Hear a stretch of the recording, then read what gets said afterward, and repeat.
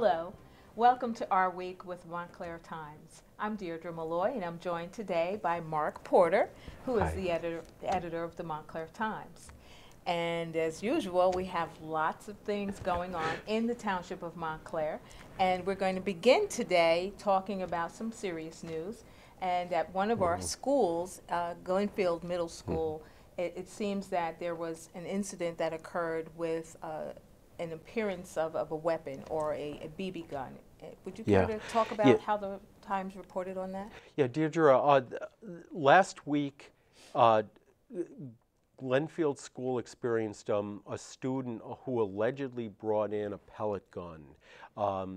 It's most likely because the police haven't given real detailed descriptions yet of what the weapon was, but we believe it was an airsoft gun, which generally is powered, not always, but generally by uh, compressed air, CO2 cartridges.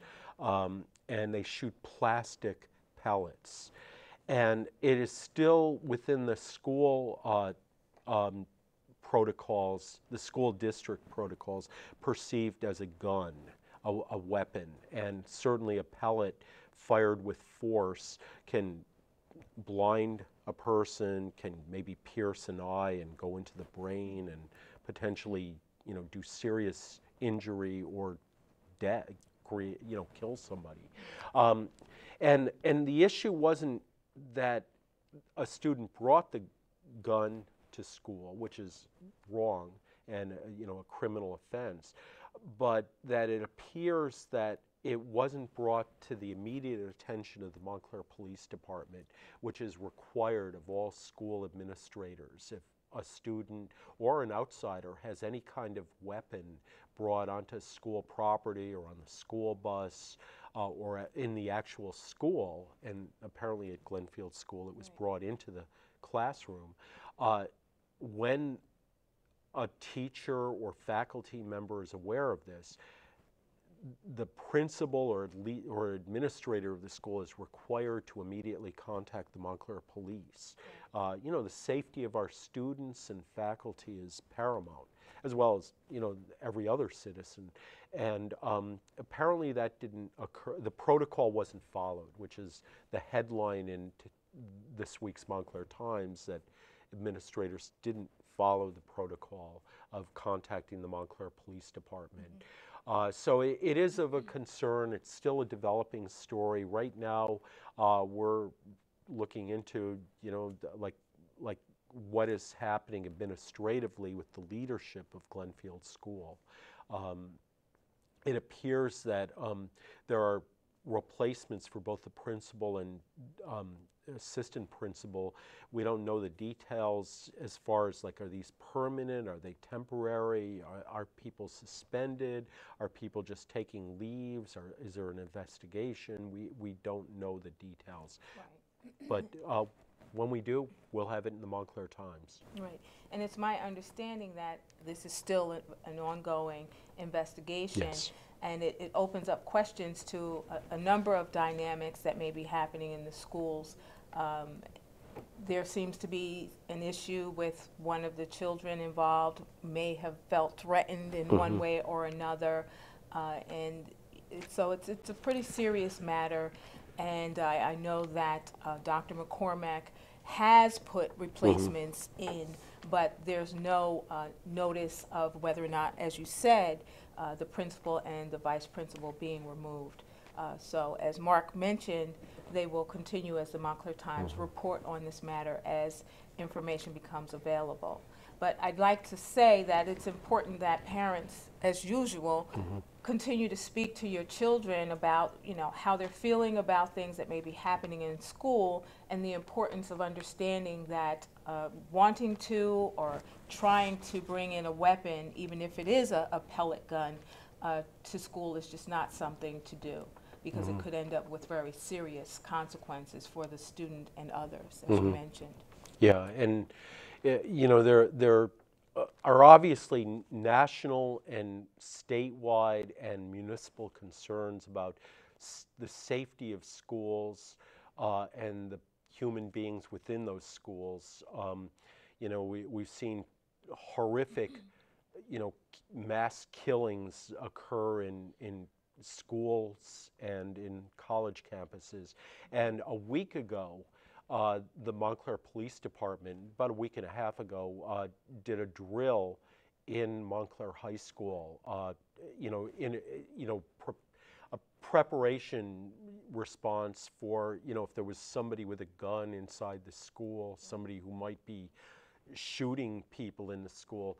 Obviously, immediacy is the key, getting officers, trained officers who know how to respond, getting them into the building and saving as many lives and addressing the shooter as quickly as possible. And in the Montclair Times today, we recognize the prowess of the Montclair Police Department and say that this kind of training is essential for the MPD, and whatever those guys need, the men and women on the Montclair Police Department, as far as responding to the safety of students, teachers, faculty, and really the citizens in general in our town, the leadership and the men and women themselves in the Montclair Police Department need what they need to get what they need to respond. Correct.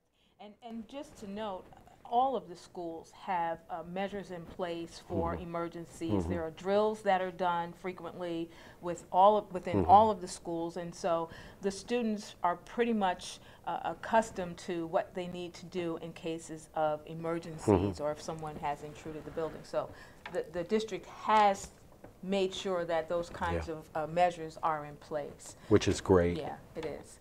And so we will, as Mark said, continue to bring this information to you as it becomes available.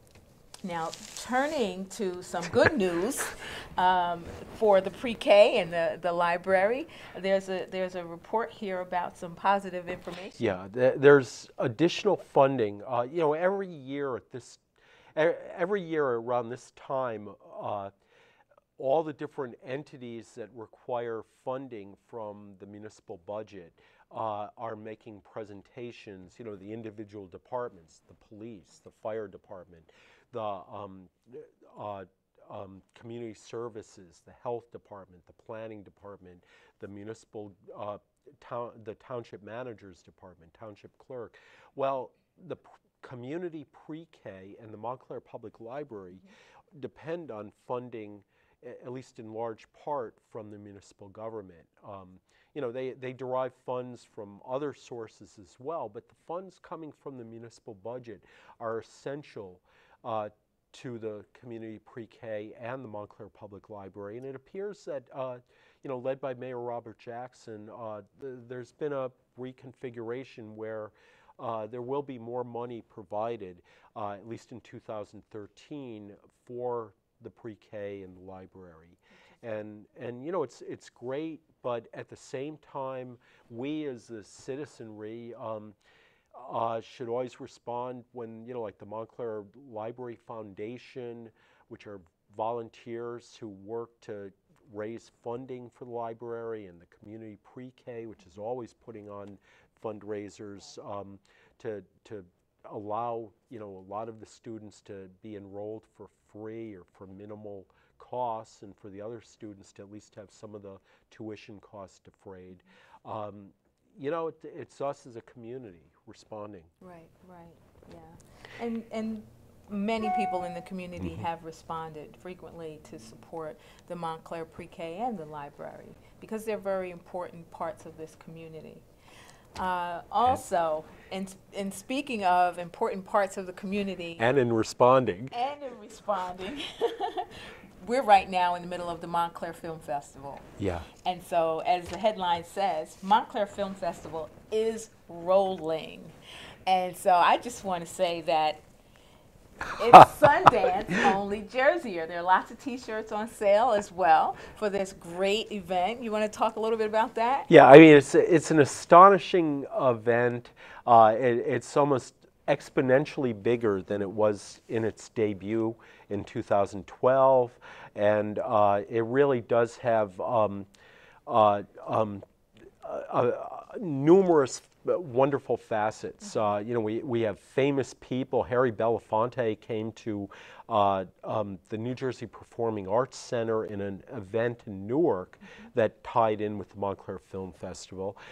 We have Michael Moore, the acclaimed director, and Ice-T. I'm a fan of Ice-T's music and acting. I watch Law and Order. SVU, and he's coming in Montclair, and you know, there are just dozens of movies that are being presented. Everything from the 9 short movies of the Montclair State University Film Making School, which are going to be shown, to, you know, notable independent movies and, you know, local videos and everything that has consequence in cinema. And, you know, plus, this, again, the community coming together, which is really neat. Yeah. So with the film festival, it has over 678 volunteers. The information has been, the festival guide has been distributed to more than 20,000 people. Yeah. Events are being sold out. The opening night was a success, 20 feet from stardom. And it just promises to be a continued success over the last year. Yeah. And is there any other information you want to share? Well, just, you know, even on our front page photograph, Darlene Love, who, you know, to me, she's really famous as a singer in a lot of rock music, you know, vocals. But the 20 Feet from Stardom is all about all the backup singers who don't really get the fame. You know, it's the Rolling Stones singing, but who is singing, you know, in the emphatic chorus or the hook? And you know, it's just one of the many, many movies. And Darlene Love is, wow, she's here in Montclair. That was great to highlight the backup singers. And speaking of highlighting, there's a tight race going on, or I should say an exciting race going on between Nia Gill and someone who's going after her seat, Mark Alexander. You want to share a little bit about that? Yeah, normally we don't, the Montclair Times doesn't really delve into primaries because you can only be a registered Democrat or a registered Republican. You can only vote in the Democrat or Republican primaries. But Nia Gill and Mark Alexander are both Montclair residents. They've both had numerous accomplishments, and you know, they're notable people in our town, and they're vying for the state Senate seat for the 34th legislative district. And there's another candidate as well. And the League of Women Voters later in May will be presenting a debate involving the candidates. And TV 34, which you're watching right now, will air this forum of the candidates. And you know, it's noteworthy for us because both Mark Alexander and Nia Gill have their campaign offices opened in Montclair, and they have a lot of local supporters, you know, prominent people themselves who are supporting one or the other of the two candidates. So it's you know, a fascinating primary election, you know, coming up to June next month, and we'll see what happens.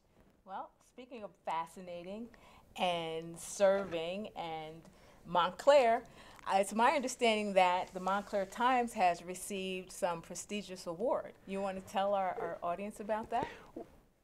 Every year, the New Jersey Press Association has an editorial contest, and every newspaper in New Jersey belongs to the NJPA. Big dailies, small dailies, large weekly newspapers, and small weekly newspapers. And the Montclair Times is in the large weekly newspaper category.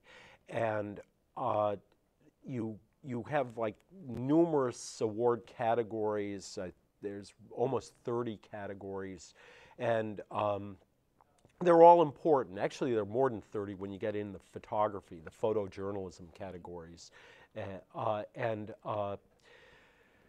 The Montclair Times last week won 19 awards. Wow, and that's great. Thank you, Dierdre, and thanks. And from those 19 awards, statewide awards, we were named the Newspaper of Excellence for New Jersey for large weekly newspapers.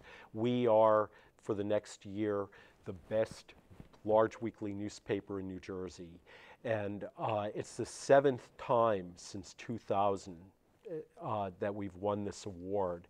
From 2000 to 2012, of all the large weeklies in New Jersey, and there are a lot of great ones, the South Bergenite, the Two River Times, the Princeton Packet, many others.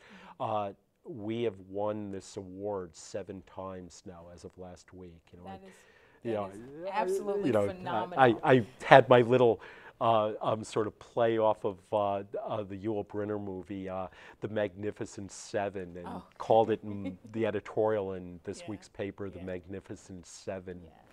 Well, that's great, and so that says a lot about the staff writers and the photographers who work for the Montclair Times, and the way they serve this community with excellence. And Dierdre, I just want to mention, though, that, you know, the expectations of Montclair, and believe me, I was a reader of the Montclair Times and a letter writer before I was hired in 1998 to be the editor, and the expectations are for excellent journalism. Even as a weekly newspaper, we try to be like a daily newspaper that comes out once a week, and we're doing our best with every issue to meet the expectations of the residents and readers, the residents of Montclair and the readers of the Montclair Times. And, you know, we are really honored to get the award, but it really reflects on the greatness of Montclair. I agree with you there. And on that note, we're going to thank everyone for joining us with our week with the Montclair Times, and we look to see you next time. Thank you. Thank you.